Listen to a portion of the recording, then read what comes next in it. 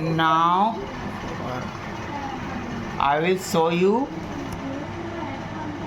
this USB-C port.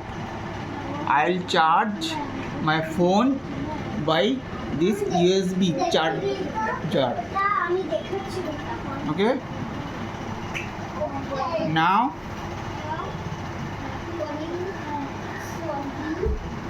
it's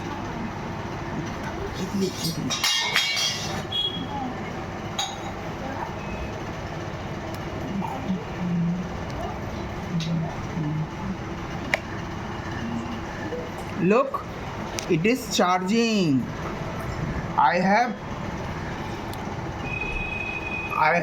just plugged this side to USB port and this other side to USB this port. Okay, it's charging.